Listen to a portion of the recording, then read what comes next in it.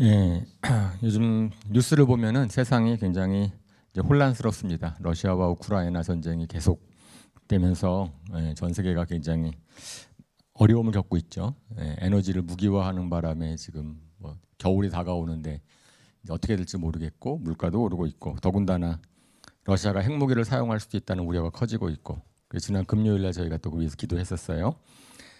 실질적으로 정말 핵무기가 사용되면은 어떻게 될지 아무도 예측할 수가 없겠죠. 또 코로나19가 오래되면서 돈을 많이 풀어가지고 인플레가 너무나 심해서 미국이 금리를 올리고 있고 잡으려고 그러다 보니까 전체 경제가 지금 너무 힘든 상태입니다. 달러 가치가 상승되고 있고 우리나라 경제도 지금 굉장히 힘들어지고 있죠. 그러니까 대외적인 것도 그런데 우리나라 정치도 아주 혼란스럽습니다. 도대체 그러니까 막 뉴스를 보면은 짜증나고 힘들고 막 그렇지 않습니까? 사소한 일인 것 같은데 정쟁화시키고 민생은 별로 돌아보지도 않는 것 같고 다행히 코로나19는 좀 가라앉는 형국인 것 같아서 그나마 다행인데 또 언제 또 다른 팬데믹이 올지도 모르는 그런 것도 있고 이상하죠.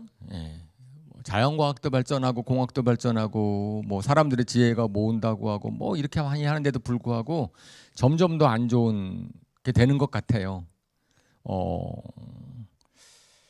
미래가 밝아 보이지 않습니다.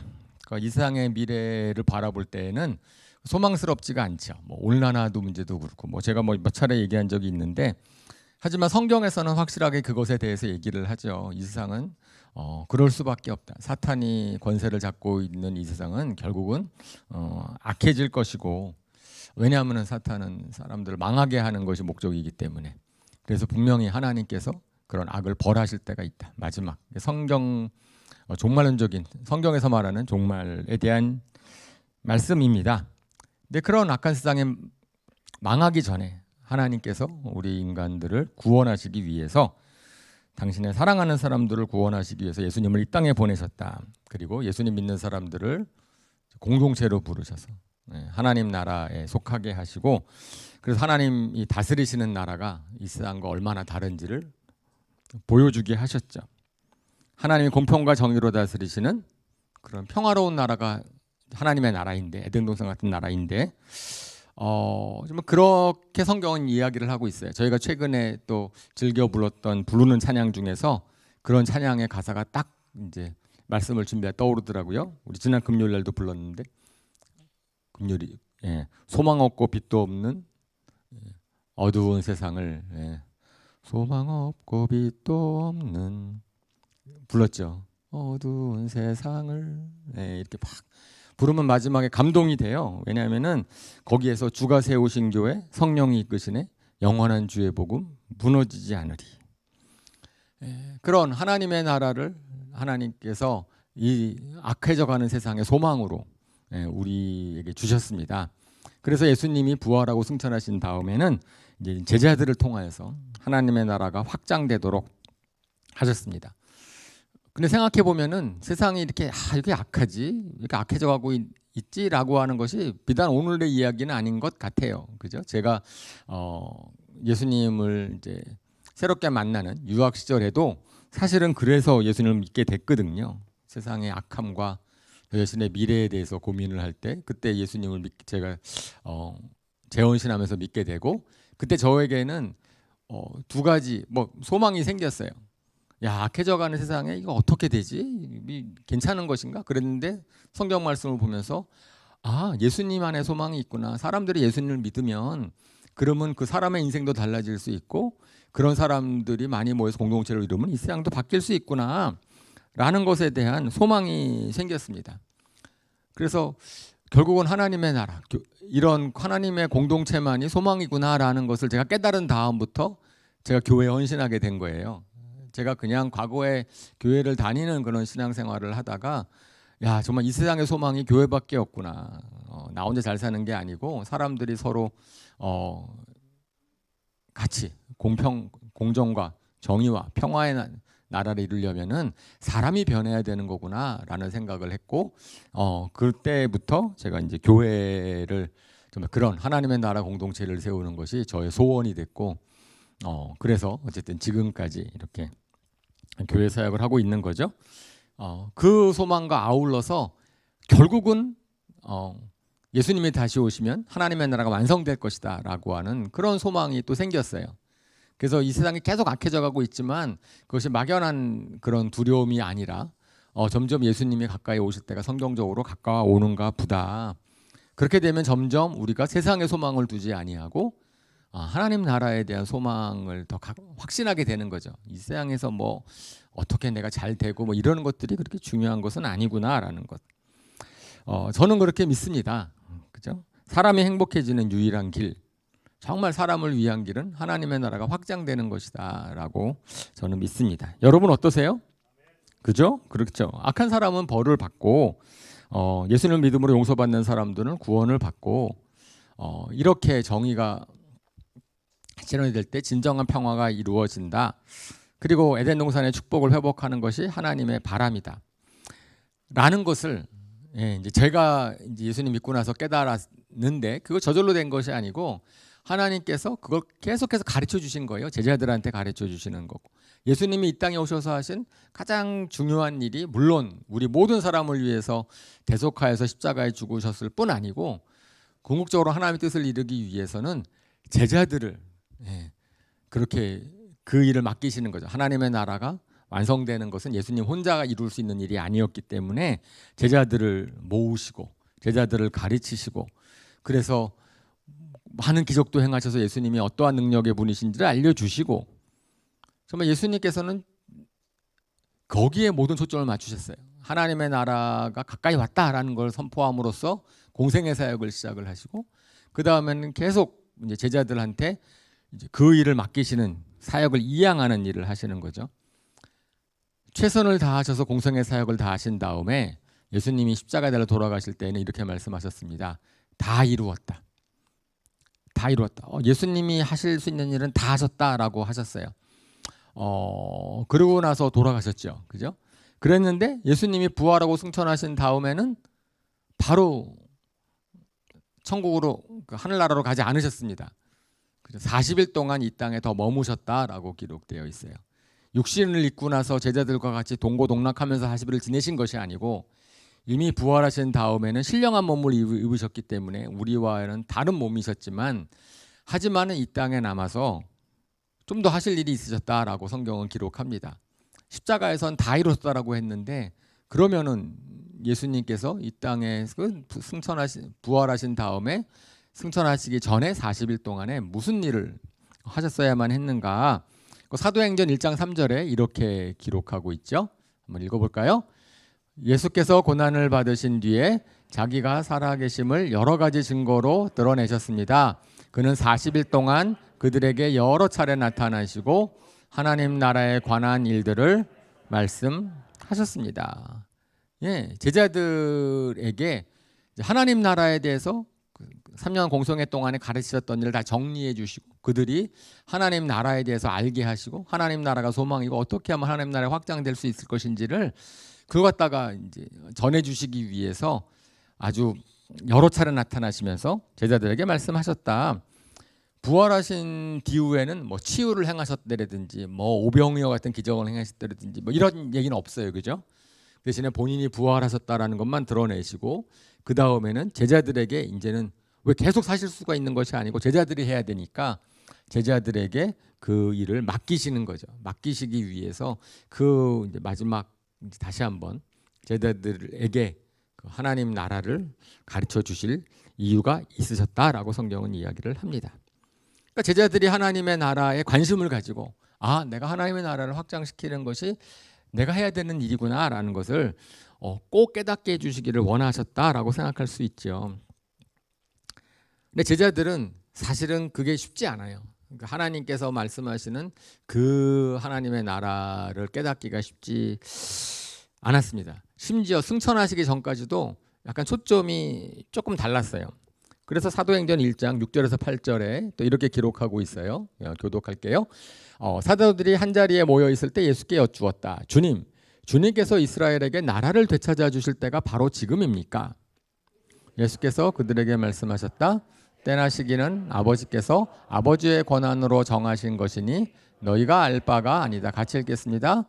그러나 성령이 너희에게 내리시면 너희는 능력을 받고 예루살렘과 온 유대와 사마리아에서 그리고 마침내 땅 끝에까지 이르러 내 증인이 될 것이다. 그러니까 6절에 열심히 하나님의 나라의 일을 예수님께서 가르쳐 주셨는데 제자들이 예수님한테 묻는 거예요. 물었을 때 이스라엘에게 나라를 되찾아 주실 때가 바로 지금입니까? 라고. 이스라엘이 언제 로마로부터 독립합니까? 예, 하나님의 나라에 그들의 생각에서는 이스라엘이 하나님의 나라이고 그리고 하나님의 나라가 지금 현재 로마로부터 업제 아래 있으니까 언제 그것이 회복되겠습니까? 라고 물어보는 거지요. 그러니까 이게 전혀 깨닫지 못하진 않았을 거예요. 이스라엘 백성들이. 근데 항상 사람들은 이런 것 같아요. 하나님의 나라에 대한 얘기를 막 들으면은 그것이 나의 관점에서 해석하려고 나한테 무슨 유익이 있지? 내 문제는 이건데 그것은 뭘 의미를 하지? 그러니까 하나님께서 하나님의 나라를 얘기하시는데 우리가 그 말을 듣지만 사람들은 어쨌든지 간에 인간적인 생각으로 해석을 하니까 그것이 그러면 나한테 어떤 유익이 있지? 그것이 나한테는 무슨 의미가 있지? 그러니까 어쩌면 이스라엘이 독립하는 거나 하나님께서 우리에게 주시는 복은 하나님의 나라가 완성이 되거나 임하면 이루어지는 이렇게 보너스죠. 그냥 그건 자연스러운 결과들인데 하나님 나라 자체보다는 하나님 나라로부터 오는 나에게 오는 어떤 영향, 나에게 오는 변화, 사실 이런 것에 대해서 관심을 갖는 것이 우리 인간인 것 같아요. 그죠? 그래서 하나님의 마음, 하나님이 지금 생각하시는 그 차원을 우리가 생각하기가 좀 어렵습니다. 하나님, 이게 인간적인 한계이지요. 하지만은 예수님께서는 계속 말씀을 하시는 것이 하나님의 나라가 임하면 너희가 그 결과에 대해서 관심을 갖기 전에 하나님의 나라 자체에 관심을 가지면 먼저 하나님의 나라와 의를 구하면 그러면은 우리가 염려하고 걱정하고 이러는 것들은 그냥 이루어지는 거예요. 하나님 나라 가운데서 이루어지는 거죠. 근데 가정의 평화가 없다. 가정에 하나님의 나라가 임하면 가정이 이제 화목하게 될 거예요. 내가 마음에 불편하다. 하나님의 나라가 내 마음 가운데 임하면 내가 평안을 회복할 겁니다. 문화가 타락되어 있어요. 문화를 막 인간적으로 바꾸려고 하지 아니하고 거기에 하나님의 다스림을 받는 사람들이 들어가면은 그곳은 나중에 변하게 되어 있을 거고. 그러니까 하나님의 나라가 이제 하나님의 통치하심이 사람을 통해서 이제 드러나게 되면은 그렇게 될 것이다라고 성경은 말씀을 하고 있는 거죠. 그래서 그거를 이제 제자들이 깨닫기를 원하는 거예요. 저러고 갔다고 예수님께서 아직 너희들 준비가 안 됐구나. 이렇게 하고선 내 좀 더 있어야 되겠는데 이렇게 얘기하지 않으셨죠, 그죠? 어차피 저거는 사람의 한계라는 것을 하나님께서 알고 계신다고 저는 믿습니다. 예.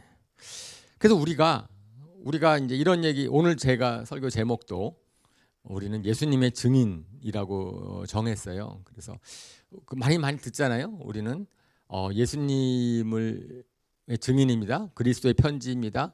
예수님을 전하는 사람들입니다. 이런 얘기들을 많이 들을 때 어떻게 느끼세요? 그런 말을 들을 때 우리의 마음이 막 뜨거워지고 맞아 그렇지 이런 생각이 드세요? 아니면은 좀 부담이 느끼세요? 예수님의 증인이 되어야 된다. 예수님이 증인이다. 그리스도의 편지다. 막 그랬을 때 그것이 막 우리에게 맞아 그래야 되지. 그런 사명감이 막 생기세요? 아니면은 살짝 부담감이 오십니까? 예, 저는 부담감이 오는 것도 인간적이면 너무 자연스러운 것 같아요. 제가 생각해봤어요. 왜 사람들은 그런 얘기를 들을 때 좀 부담감을 느낄까? 그래서 그 다음 슬라이드를 보여주시면은 제가 분석한 성경에 나와 있지 않은 사람들은 왜 그런 얘기를 들으면 좀 어려움을 느낄까? 첫 번째는 좀 내가 준비되어 있지 않다라고 느끼는 거죠. 내가 그만큼 준비되어 있지 않다. 나 말씀도 잘 모르고 신앙도 약하고 삶에 있어 다른 사람과 구별되는 삶을 살지도 못하고 그러니까 뭔가 증인되려고 그러고 하면 구별돼야 될 것 같은데 나는 특별히 다른 사람과 그렇게 그러니까 일종 겸손한 것 같기도 하고 솔직한 것 같기도 하고 하지만 그것이 그러니까 그 얘기를 들을 때에 이게 막 아멘 그러고 막 나가기가 좀 어려울 수 있는 거지요. 내가 크리스찬이라고 막 내세우면 기가 부끄러운 적도 좀 있는데, 그죠? 그런 거 있을 때 어떻게 예수님의 증인이다라고 내가 나를 얘기할 수 있지? 아마 첫 번째 이유가 있을 것 같아요. 그죠? 아마 그죠? 두 번째는 마음과 시간에 여유가 없을 수 있어요. 안 그래도 나는 직장에서 바쁘고 가정에서 바쁘고 거기서 사실 할 일도 제대로 하지 못하고 있는데, 그죠? 뭐 또 뭘 더 해야 된다고 하는 것 자체가 그냥 내가 지금으로서 피곤한데 뭔가 더 하라고 하는 것 자체가 부담스러운 거죠. 마음의 여유가 없어요. 시간의 여유가 없어요. 주변 상황의 여유가 없고 환경 때문에 지금 힘들다라고 생각할 수도 있고. 그 다음에 세 번째는 제 성격이 좀 내성적이야. 수줍음이 많아. 그 성격이나 기질이 있을 수 있잖아요. 그러면은 모르는 사람 사귀는 것도 힘들고 말 거는 것도 힘들고, 그냥 외형적이고 적극적인 사람이야 그냥 좀 괜찮다고 하여도 그렇지 못해 나는. 그러니까 그냥 부담스러운 거예요. 괜히 뭐 그런 복음을 전해야 된다, 뭐 증인돼야 된다라고 하는 것은. 그죠? 그 네 번째는 해봤는데 잘 안 됐어. 해봤는데 잘 안 돼가지고선 실패에 대한 거절감에 대한 두려움. 그죠? 더군다나 굉장히 배타적인, 기독교에도 배타적인 문화가 잔뜩 있는 걸 알아요. 용기가 안 나. 그럴 수도 있죠. 그죠? 그러니까 마음은 굴뚝 같은데 자신감도 없고, 다 마지막으로는 솔직하게 얘기하면 관심이 없을 수도 있어요. 사실은 그냥 뭐라고 얘기하든지 간에 그냥 관심이 없을 수도 있어요. 몇 번이세요? 혹시 좀 그런 것에 대해서 확 그냥 부담감을 느낀다면 나는 몇 번일까? 저 다 맞는데? 모두 다 이런 답이 있을 수 있죠. 그런 거죠. 근데 하나님께서 그럼 제자들은 달랐을까? 우리는 그렇다 치고 그 당시에 12제자들은 달랐을까? 하나님은 그런 우리의 마음을 모르실까? 저는 아시는 것 같아요.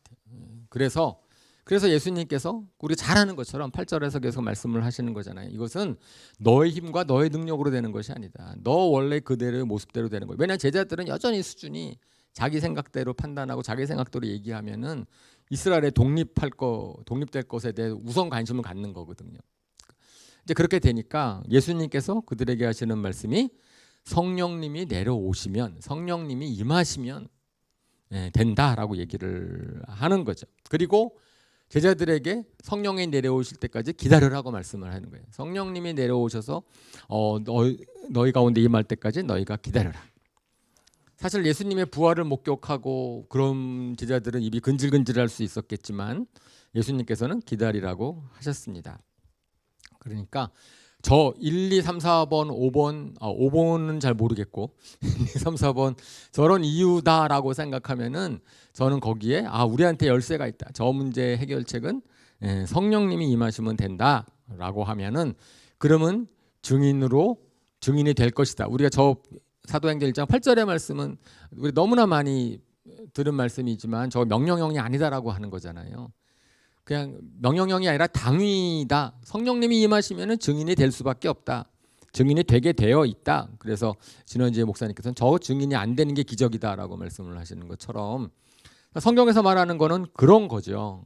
그러면서 저것이 마르투스라는 그 원문에서 마터라는 순교자라는 말이 나와 있고, 그것은 막지 못한다. 증인이 되는 것을 누가 막으려고 하면은 목숨을 걸고서라도 증인이 될 수밖에 없는 거다라고 하는 거죠.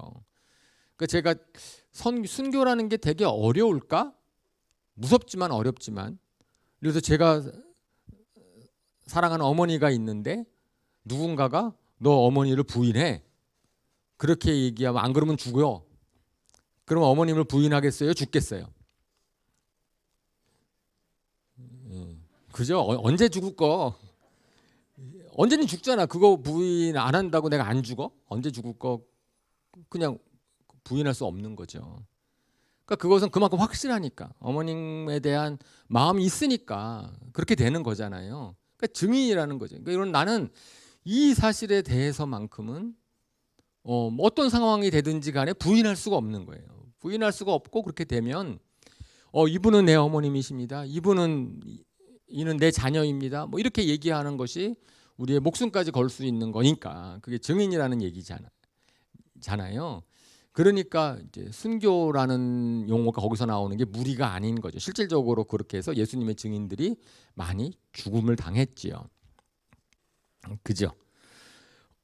이것은 예수님이 저 승천하시기 전에 이미 말씀하셨어요. 요한복음 15장 26절 27절. 그다음 15장 27절 같이 한번 읽어볼까요? 시작.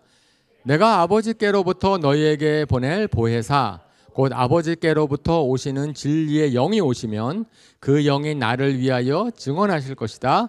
너희도 처음부터 나와 함께 있었으므로 나의 증인이 될 것이다. 여기서도 성령님이 임하시면 너희에게 보내실 보혜사 진리의 영이 오시면 그 영이 나를 위하여 증언하실 터인데 그러면 그때 너희가 제자들이 어떻게 될 거다고요? 나의 증인이 될 것이다. 여기서 똑같아요. shall be. 그러니까 그렇게 될 수밖에 없다라고 얘기를 하시는 겁니다. 그러니까 성령님의 임재를 경험하기 전까지는 그들도 예수님의 제자들도 우리랑 다름없는 인간 냄새 풀풀 나는 결국은 생각의 한계가 딱 정해져 있는 그런 거죠. 하나님의 나라 자체보다도 하나님의 나라가 임했을 때 나에게 주는 이익이 무엇일까 생각하게 되고 자연스럽게 그것이 나한테 나보고 뭐 어떻게 하라는 거지? 결국 관점이 계속 내가 되는 거죠. 그런데 성령 충만함을 받으면 마음이 바뀌는 거예요. 그것을 우리가 최근에 우리 조이스쿨 아이들을 통해서 본 거죠. 보고 있는 거 경험하고 있는 거 아닙니까? 아이들의 성령 충만함을 받고 성령님을 경험하고 나니까 막 앞자리에 나와서 예배 드리려고 하고 열정적으로 예배하고 그 말씀에 집중하고 대답도 잘하고 부르짖어 기도하게 되고 그 어떻게 설명하죠? 그 우리들의 마음이 성령님의 임재를 경험하게 되면은 바뀐 거잖아요, 그죠? 그래 바뀌니까 그렇게 된 거죠. 그리고 또 이번에 피지 다녀온 그 아이들 간증할 때 쫙 들었는데 다 그렇게 수준 많고 내성적일지 몰랐는데 다 그랬다 그래요. 그런데 갔다 와서 변했다면서요. 그래서 아이들이 변해요. 우리 어른들은 어떨까요? 저나 여러분들 어떠세요? 성령님이 딱 임하시면 변할까요? 안 변할까요? 네, 아멘. 그런 믿음을 가지시기 바랍니다. 성령님이 충만해지면 바뀌겠지요. 근데 조이스쿨 아이들이 정말 제가 감사한 것은 아이들이 계속 그 상태를 유지하고 싶어 하는 거예요. 성령 충만하기를 되기를 바라고 성령님께서 자기의 마음과 생각을 주장하시기를 원합니다. 왜? 그게 좋은 것을 알았으니까. 그러니까 좋은 것을 알았으니까. 그러니까 내 인간적인 생각, 내 인간적인 감정, 내 인간적인 것으로 뭘 했을 때보다 성령 충만해지면은 내 마음이 바뀌어. 그게 좋은 거야. 기쁨이 생기고. 근데 성령 충만하지 않으면 난 여전히 짜증내고 내 욕심 부리고 내 거 할 텐데 그냥 이렇게 성령 충만함 상태로 계속 성령의 임재 가운데 있으면은 그러면 내가 좋으니까. 그죠? 내 마음이 기쁘고 열정이 생기고 뭐 이렇게 되니까 불평과 짜증에 있었던 마음들이 감사하는 마음으로 바뀌고 상황에 위축되었던 생각들이 상황을 이길 수 있는 마음으로 바뀌는 그 변화가 일어나고 그러니까 하나님이 함께 하시면 성령님이 내 마음을 주장하시면은 내가 그렇게 변할 수 있다라는 것을 정말로 경험을 하면 그렇게 되고 싶겠죠. 우리 아이들이 그러는 것처럼 우리도 그렇게 될 수 있을 것이라고 믿습니다. 그리고 저도 사실은 그런 변화를 경험을 해요. 제가 수요 예배, 금요 예배, 뭐 예배 계속 찬양하고 나오잖아요. 그러니까 교육자니까 어쩔 수 없이 그렇게 해야지. 네, 맞아요. 제가 빠질 수가 없어요. 교육자니까 정말 나오려고 하잖아요. 그런데 하지만 저는 그렇잖아요. 피할 수 없으면 즐겨라. 그런 거 있죠. 그냥 어차피 내가 해야 되는 거라면 거기에 이제 집중하고 전념을 하는 거죠. 그렇게 되면은 실적으로 나와 찬양하고 30분 앞에 뭐 찬양하는 그 기간 동안에 제 마음이 바뀌는 거예요. 그게 기도하고 찬양하는 가운데 그러면 뭐 일상생활 가운데서 낮에서 뭐 너무 힘들었고 짜증나고 불평스럽고 막 이랬던 것들이 거기에서 다 회복이 되고 그리고 다시 이제 힘이 생기고 이게 좀 용기가 생기고 이런 지혜가 막 오고 그런 걸 경험하고 나면은요 그러면은 그 예배를 오게 되는 거죠. 예배 와서 근데 예배를 지났는데 내가 그런 걸 잘 경험하지 못해 그러면은 점점 예배에 대한 사모함은 줄어들겠죠. 그죠? 그러니까 현장 예배가 그래도 저는 중요하다고 생각하는 것이 근데 그런 것들이 이제 원격으로 영상 예배를 보면서는 참 어려우니까 그러니까 말씀을 지식으로 듣는 것이 아니고 내가 성령 충만함 받기를 원해. 성령님의 임재 그러니까 내 마음속에 경험되어지기를 위해서 우리가 예배 드리는 거죠. 그러니까 내 힘으로 살 때랑 성령님의 도우심으로 사는 것의 차이를 우리가 경험하게 된다면 그러면 누가 뭐라 그러든지 간에 성령 충만함을 바라게 됐고 그것이 저희가 이제 아침마다 예배 경건의 시간을 하는 이유가 되고 예배를 참여하는 이유가 될 것입니다. 그래서 성령께서 권하는 거죠 우리한테 성령 충만함을 받으십시오. 술 취하지 말라 이는 방탕한 것이 성령의 충만함을 받으라. 그리고 육신의 욕망을 따라 살지만 성령의 인도하심을 따라 사십시오. 이거는 경험하면 알게 되는 거니까 그렇죠. 그래요. 그래서 예수님이 그렇게 제자들에게 승천하시기 전에 그 얘기를 하시는 거예요. 하나님의 나라가 왜 중요한지 관심사가 바뀌어야 되니까. 일단 관심사가 다른 데 있는데 성령 충만함 받으면 다른 데로 성령 충만함을 악용하려고 해요. 그러니까 성령 충만함을 왜 받으려고 합니까? 그랬을 때 하나님께서 먼저 하나님의 나라에 대한 관심 정말 그리고 성령님이 임하시면은 너희가 예수님의 증인이 될 것이다. 그래서 성령 충만함을 왜 받기를 원하십니까? 내가 기분이 좋아지려고요? 아니요. 성령 충만함을 받아서 우리가 예수님의 증인 되기 위해서 예수 증언의 영이 성령님이시니까 그렇죠. 이제 그 모습을 이제 그 말씀을 제자들이 받았죠. 그리고 성령님이 임하셔서 오순절날 성령님이 임하셨죠. 그리고 나서 제자들이 달라졌어요. 방언으로 막 얘기하고 그 성령의 은사로서 우리가 강조하는 거죠. 근데 그것 말고 그 다음에 제자들이 어떻게 바뀌었는지를 드러낸 사건이 이제 드디어 오늘의 본문입니다. 사도행전 3장에 있는 이제 사도행전 3장 1절부터 8절까지 저 교독하겠습니다. 오후 3시에 기도 시간이 되어서 베드로와 요한이 성전으로 올라가는데 나면서부터 못 걷는 사람들이 떠매고 왔다. 그들은 성전으로 들어가는 사람들에게 구걸하게 하려고 이 못 걷는 사람을 날마다 아름다운 문이라는 성전문 곁에 앉혀놓았다. 그는 베드로와 요한이 성전으로 들어가려는 것을 보고 구걸을 하였다. 베드로가 요한이 더불어 그를 눈여겨보고 그에게 말하였다. 우리를 보시오. 그 못 걷는 사람은 무엇을 얻으려니 하고 두 사람을 빤히 쳐다보았다. 베드로가 말하기를 은과 금은 내게 없으나 내게 있는 것을 그대에게 주니 나사렛 예수 그리스도의 이름으로 일어나 걸으시오. 그의 오른손을 잡아 일으켰다. 그는 즉시 다리와 발목에 힘을 얻어서 일어나서 걸었다.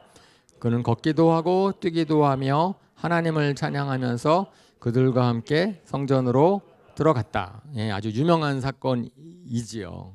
성령 충만함 받고 딱 이제 사람들이 막 회개시키고 막 이런 일이 벌어진 다음에 일어선 한 에피소드 같은 겁니다. 사실은 에피소드가 아니라 이 일 이후에 또 한창 부흥이 일어나죠. 중요한 사건입니다. 이 사건을 보면은 우리 어린 아이들이 유년주일학교 때 불렀던 찬양, 저는 중학교 때 불렀지만 그런 거 있지 않나요? 금과 은 나 없어도 내게 있는 건 내게 주니. 요새도 부르나요? 우리 애들 알까? 그는 걸었네 뛰었네 찬양했네 되게 신나는 노래잖아요. 요새 애들 모르면 가르쳐 주세요. 선생님들. 신나는 노래인데. 그러니까 이 사건이 이제 변화.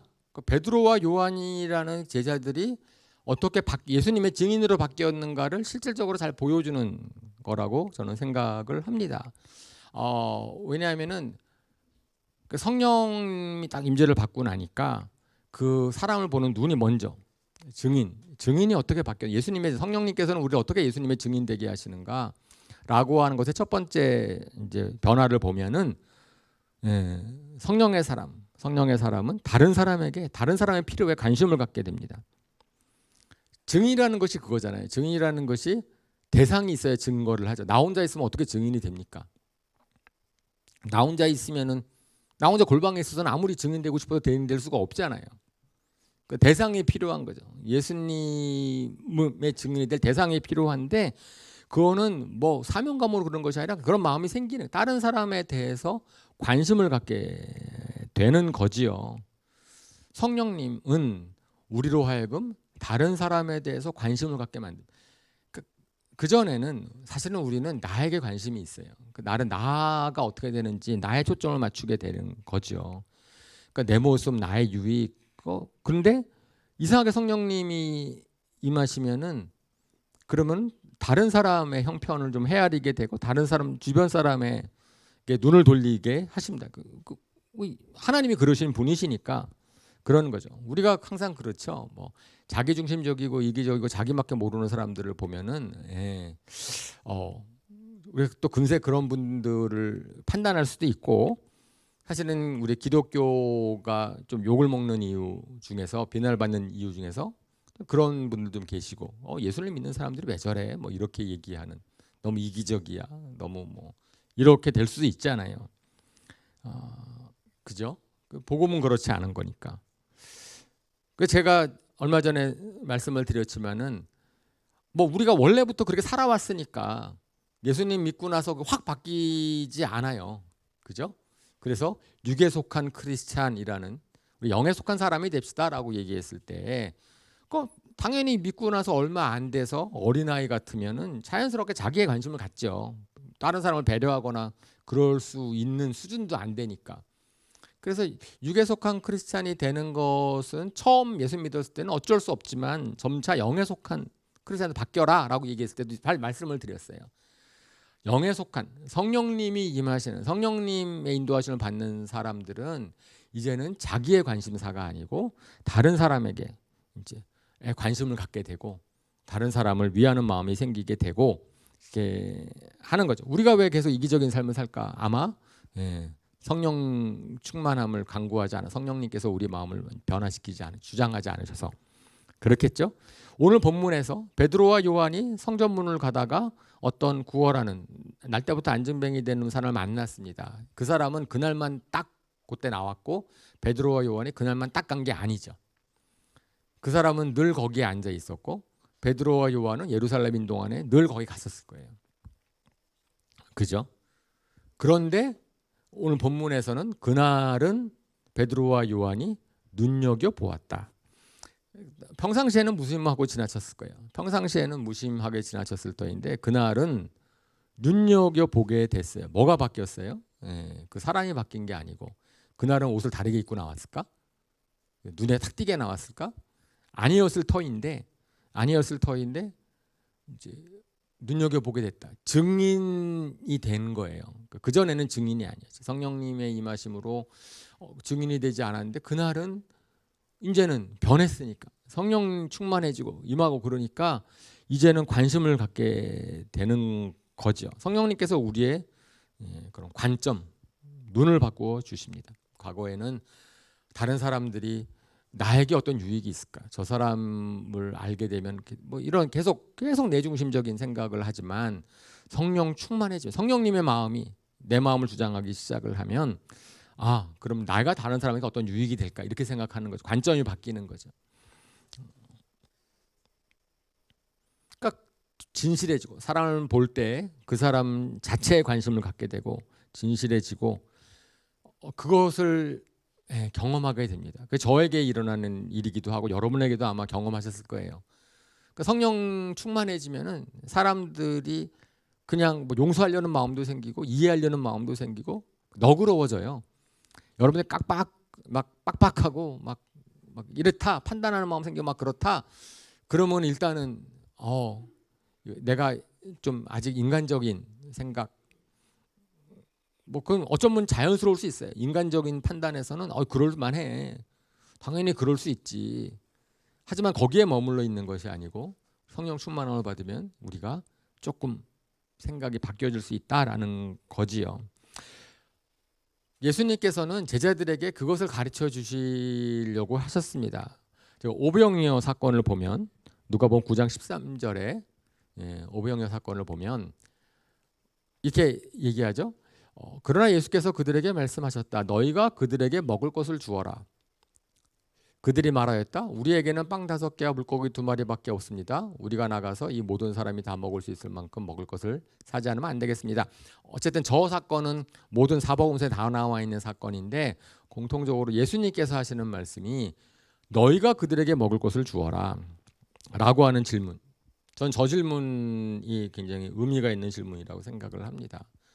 왜냐하면 제자들은 상상도 못했어요. 5천 명이 모였고 그들을 예수님이 가르치셨는데 자기네가 무슨 책임이 있어요? 5천 명 먹인 사람들을 먹일 책임이 있어요? 없죠. 아니 제자들의 관심사는 지금 나는 뭘 먹지? 이게 관심사예요. 항상 먹을 게 없었으니까 나는 뭘 먹고 살지? 예수님 오늘 저녁에 뭐 먹을까요? 이런 거 관심 있는 거예요. 그런데 예수님은 제자들에게 너희가 먹을 것을 주어라 라고 얘기를 하시는 거죠. 최소한 그 질문을 딱 듣고 나서 저들을 내가 먹여야 돼. 어떻게 먹일까 고민을 해봤을 거 아니에요. 최소한. 그렇죠? 저는 저 질문이 예수님이 제자들에게 의도적으로 뭘 시험하려고 했는가. 예수님의 능력을 얼마나 믿느냐를 시험하려고 하는 게 아니고 예수님을 얼마나 믿느냐를 시험하려는 게 아니고 예수님의 관심사 그리고 그런 것들이 너희도 공유하고 싶어하는 제자들에게 알려주고 싶은 거예요. 그러니까 너가 저 5천 명의 무리들에 대해서 제자들은 정말 그들을 돌봐야 되는 양으로 보지도 않았고, 그죠? 그들에게 무슨 도움이 될 거라고 생각도 안 했고, 그랬는데 예수님과 함께 있음으로 말미암아서 그래야 되는, 그럴 수 있는, 사명감이란 그럴 수 있는, 저들을 도울 수 있는 그런 존재이구나라는 것을 한번 생각해 보지 않았을까 싶습니다. 그죠? 저희가 잘 아는 또 성경 말씀 빌립보서 4장 12절 13절에 또 이런 말씀 저는 제가 옛날에 굉장히 좋아했던 말씀인데 빌립보서 4장 12절 13절 이것도 암송하시는 분들 많이 계실 것 같은데 한번 읽어볼까요? 나는 비천하게 살 줄도 알고 풍족하게 살 줄도 압니다. 배부르거나 굶주리거나 풍족하거나 궁핍하거나 그 어떤 경우에도 적응할 수 있는 비결을 배웠습니다. 나에게 능력을 주시는 분 안에서 나는 모든 것을 할 수 있습니다. 저 13절이 너무나 좋아서 나는 모든 것 할 수 있어. 모든 것 할 수 있네. Nothing is impossible. 내게 능력 주시는 자 안에서 모든 것 할 수 있다. 젊었을 때는 저는 저런 말씀만 좋아했어요. 어쨌든 할 수 있다 막 그래. 근데 알고 봤더니 그 12절 다음에 나오는 말씀이란 말이에요. 그러니까 내가 어떻든지 간에 관계없다는 거예요. 그러니까 내 문제 먼저. 너는 궁핍하고 너는 굶주리고 너는 그러니까 그 상황이 해결돼야지 뭘 하지. 우리는 항상 순서가 있잖아요. 순서. 내 거 먼저 챙기고 이렇게 하는 거니까 나는 지금 다른 사람의 관심을 가질 준비가 안 돼 있어. 나는 복음을 전할 그런 상황도 아니야. 앞에서 얘기했던 변명거리들이 무색하게 만드는 고백인 거죠. 그러니까 나는 괜찮다. 나는 어느 순간에도 적용할 수 있어. 그러니까 내 문제에 난 초점을 맞추지 않겠다라고 하는 거죠.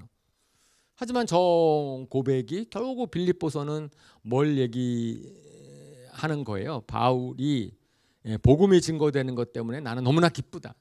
감옥에 있어도 다른 사람이 나 때문에 복음을 전하는 건 나는 기쁘다. 라고 얘기를 하는 책이잖아요.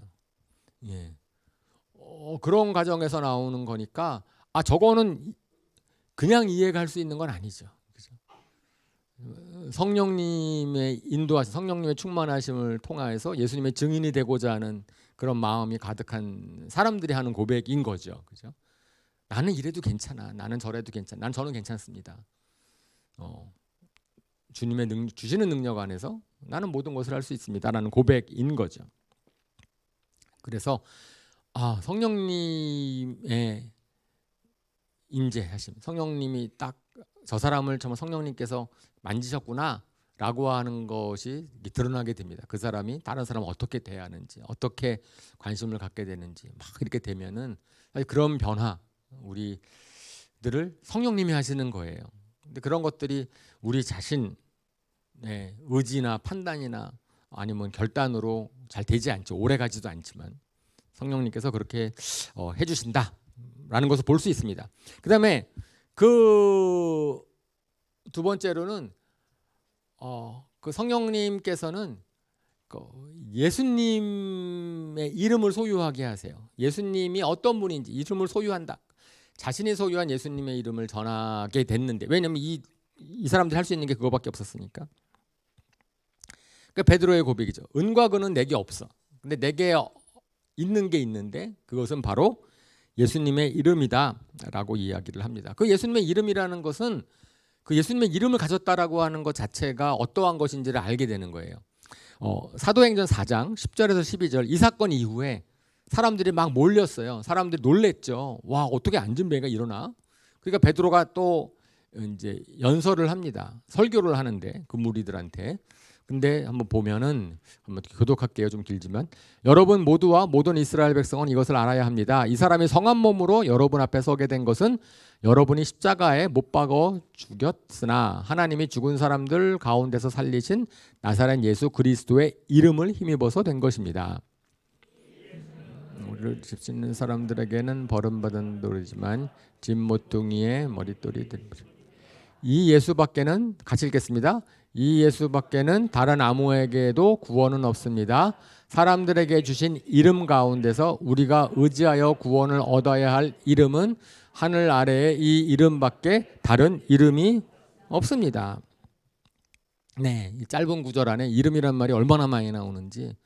결국 우리는 예수님의 이름으로 기도하고 예수님, 근데 이름으로 안다라는 것은 잘 아시죠? 이름으로 안다라는 것은 경험으로 아는 거예요. 야다하는 겁니다. 이것을 지식으로 아는 것이 아니고 내가 경험으로 알게 된 예수님의 이름, 예수님의 증인이 된다라는 것은 결국은 내가 아는 만큼 증거하는 거거든요. 그러니까 얘가 내가 아는 것만큼 증거하는 거예요. 내가 모르는 것에 증인될 수 없죠. 그죠? 그러니까 내가 아는 예수님의 이름을 알게 하시는 거예요. 예수님의 이름을 알게 되는 겁니다. 그래서 결국은 베드로가 안진뱅이 줄 때도 내게 있는 것을 준다. 내게 있는 것. 근데 그들한테는 아직 없지만 나한테는 있어요. 뭐가 있어요? 예수님의 이름이 있습니다. 예수님의 이름. 그 예수님의 이름을 알게 될 때는 사람마다 다르겠죠. 거기 사연이 있죠. 우리 잘 아는 것처럼 아브라함이 이삭을 바친 다음에 얻게 된 이름이 여호와 이레의 이름이고, 그죠? 그다음에 아멜렉과의 전쟁에서 싸움을 하면서 얻게 된 이름이 여호와 니시의 이름이고, 그러니까 그 상황을 통하여서 갖게 되는 내가 가지고 있는 예수님의 이름이 있는 겁니다. 그 예수님의 근데 그 이름이 얼마나 능력이 있는지, 그 이름이 얼마나 그것이 큰 것인지를 이제 내가 알게 되는 거죠. 그거 알아야지 증거를 하니까. 우리가 그렇잖아요. 신앙생활에서 가장 핵심되는 것은 하나님을 알아가는 것인데, 우리가 하나님에 대해서 아는 지식이 참 부족해요. 성경 지식이 부족할 수 있지만 우리가 아무리 성경을 많이 알아도 부족해요. 왜냐하면 하나님은 우리가 헤아릴 수 없을 만큼 크신 분이시니까. 계속해서 하나님을 알아가는 거지요. 그러니까 그런 믿음. 그럼 우리는 어떤 예수님의 이름을 가지고 있습니까? 여러분이 알고 있는 예수님의 이름은 어떤 이름이에요? 그것은 남한테 증거할 수 있는 이름. 정말 남한테 도울 수 있는 그 이름이 무엇이 있을까? 내가 육신과 마음의 병이 치유받았다. 그러면 내가 알게 된 예수님의 이름은 치유의 하나님이시죠. 내가 막 방황하고 헤맸는데 그런데 성경 말씀을 통해서 예수님을 통해서 내가 방향을 잘 잡았어요. 그리고 길을 찾았어. 그러면 우리 예수님은 선한 목자이시고 인도자이십니다. 그죠? 내가 어두움 가운데 있었는데 소망을 받게 됐어. 예수님 말씀을 듣고선 빛을 받게 됐고 소망을 갖게 됐어. 그럼 빛이신 예수님이십니다. 위험한 상황이었는데 막 기도했는데 누가 날 도와줬어. 통해서. 그러면 우리 예수님은 산성이신 분이시고 나의 보호자이신 분이시죠. 내가 죄책감 가운데서 힘들어했었는데 예수님의 구원을 믿음으로 말미암아서 해방됐어. 예수님은 구원자이십니다. 예, 그런 사연들이 있는 거. 우리 각자가 어떤 사연을 가지고선 내가 예수님의 이름을 소유했는가. 예, 그거가 중요한 거죠. 그게 증인이 되기 위해서 필요한 거니까. 이 제자들은 안진뱅이를 일으킬 수 있는 믿음이 있어요. 예수님의 이름이 있었어요. 그들은 그것을 많이 봤고, 어쩌면 그들은 자기가 예수님의 제자들로 있을 때 파송받았을 때 그런 이적도 행한 적이 있었고, 그런 게 있으니까. 근데 저는 그런 이름이 없어요. 저는 아무리 이렇게 앉은 분이 일으키라도 못 일으켜. 어쩔 수 없잖아요. 제가 그 이름 소유한 이름이 아니에요. 예수님의 이름이. 하지만 우리 모든 사람들이 다 그런 영적인 안진뱅이를 일으킬 수 있는 이름은 소유했다고 믿습니다. 우리가 육적인 안진뱅이는 못 일으켜도 막 좌절하고 힘없고 그랬을 때 예수님만이 소망입니다. 예수님을 믿어보세요. 그러면 거기에 일어날 힘이 있습니다. 좌절할 필요가 없습니다. 제가 책도 썼잖아요. 예수님을 믿으면 인생이 바뀝니다. 뭐 다른 삶을 살 수 있다라고 하는 거죠. 그러니까 그 사람이 치유된 것뿐 아니라 이제는 설교할 때는 그분이 구원의 이름이다. 그분이 부활의 능력의 이름이다라고 해서 그 본인이 알고 있는 이름을 또 설교 때 얘기를 하는 거예요. 치유할 때는 그 사람한테 얘기를 하지만 결국은 베드로는 상대가 누구냐에 따라서 그 사람들에게 자기가 전해줄 예수님의 이름이 있었던 거고 그 이름을 증거한 거죠. 우리가 실질적으로 금과 은을 줄 수는 없었지만은 예수님의 이름을 줄 수는 있는 것은 베드로와 요한뿐 아니고 우리도 마찬가지다라고 얘기를 하는 거예요. 그 실질적으로 우리가 어려움을 당했을 때 우리가 그런 말 쓰잖아요. 상처 입은 치유자다. 그러니까 그 어려운 상황들을 믿음으로 잘 이기게 되면은 우리가 그러한 상황에 동일한 상황을 처해 있는 사람들을 도와줄 수 있는 그런 예수님의 이름을 소유하게 되는 거니까. 그러니까 성령님께서는 내가 경험하고 있는 모든 상황들을 통하여서 뭐죠? 예수님을 이름으로 알게 하십니다. 하나님을 이름으로 알게 하시는 분이세요. 성령님께서 그런 일을 하시는 거죠. 상황을 역전시키시는 분이시고 상황을 다르게 이해하도록 하시는 분이시고 그런 분이세요. 그러고 나면은 증인은 결국은 그 안진뱅이를 일으키죠. 세 번째로서는 결국은 뭐 다 똑같은 말이지만 다른 사람을 실질적으로 도울 수 있게 하십니다. 근데 그것은 뭐가 필요한 거냐면은 다른 사람을 보는 눈이 첫 번째는 바뀌었죠. 세 번째는 나를 보는 눈이 바뀌는 거예요. 나를 보는 눈이 바뀌는. 내가 누구를 어떻게 할 수 있는 사람이에요? 도울 수 있는 사람이 되는 겁니다. 우리가 나 자신을 볼 때 나는 할 수도 없고 능력도 없고 그렇지만 내 능력이 아니라 너에게는 누구의 능력이 있어? 예수님의 이름의 능력이 있어. 그러니까 그것을 통해서 다른 사람을 도울 수 있어. 안진뱅이를 일으킬 수 있어. 그러니까 내가 좀 가진 게 없어 난 도움을 받아야 되고 뭐 이렇게 생각할지 모르지만은 성령님의 충만하심을 받으면은 우리 할 수 있는 게 있다니까요. 도울 수 있는 게 있고 능력에 있는 이름이. 그 우리가 능력 있는 그 이름 얘기하잖아요. 그 능력은 예수님의 능력이 아니고 나랑 관계없는 예수님의 능력이 아니고 나에게 임한 예수님의 능력이고 내가 다른 사람들을 도울 수 있는 능력의 이름을 우리가 찬양을 하는 거지요. 사실 안진뱅이가 바라던 것은 금과 은이었습니다. 우리가 자신이 일어날 것을 기대를 하지 못했어요. 많은 사람들이 그렇죠. 우리가 도울 수 있는 사람들 실질적으로 그분이 막 뭘 필요로 해요. 근데 그분의 필요를 우리가 채울 수 없는 경우가 태반입니다. 그렇죠? 그러면 나는 도울 수가 없다고 생각할 수 있죠. 저 사람을 내가 필요를 도울 수 없는데 그런데 우리가 성령님께서는 나는 돕지 못하지만은 예수님은 도울 수 있다. 저분이 예수님을 알게 된다면 그리고 좀 하나님이 저를 도우시면은 어떤 상황도 바뀔 수 있으니까 그러면은 실질적으로 내가 그분을 돕기 위해서 전하는 거예요. 예수님을 전하는 것은 사실은 우리가 복음을 전할 때 정말 전달돼야 되는 마음은 하나님이 당신을 돕고 싶어 하십니다. 하나님이 당신을 정말 사랑하신다라는 그거 전달되는 게 도움이거든요. 내가 뭘 할 수 있는 게 아니니까. 근데 그것은 누구한테나 도움이 될 수 있는 거죠. 하나님은 당신을 구원하기를 원하시고 당신을 돕기를 원하시고 나는 못해도 그런데 나를 통해서 이게 증거할 수 있습니다. 그럼 담대함이 생기는 거예요. 사도행전에 보면 초대교회 이 제자들이 그랬죠. 뭐 복음을 전하고 막 그러니까 핍박이 와갔어요. 핍박이 왔는데 그 감옥에도 갇히고 베드로가 감옥에 갇혔다가 기적적으로 풀려나고 풀려났을 때 제자들이 모여서 기도를 하는데 그들이 뭐라고 기도를 해요? 그런 어려움이 없도록 해주십시오라고 기도하지 않죠. 그 어려움은 있을 거예요. 사탄이 방해할 거고 어려움이 있을 거예요. 그런데 거기서 기도하는 게 뭐라고 기도하냐면은 우리가 담대하게 복음을 전하도록 어떤 상황, 외부 상황이 어렵다 할지라도 우리가 거기 위축되지 않고 담대해질 수 있도록 기도를 하는데 거기에 성령이 충만하게 임하십니다. 그래서 그들이 담대하게 얘기를 했다라고 얘기를 하는 거죠.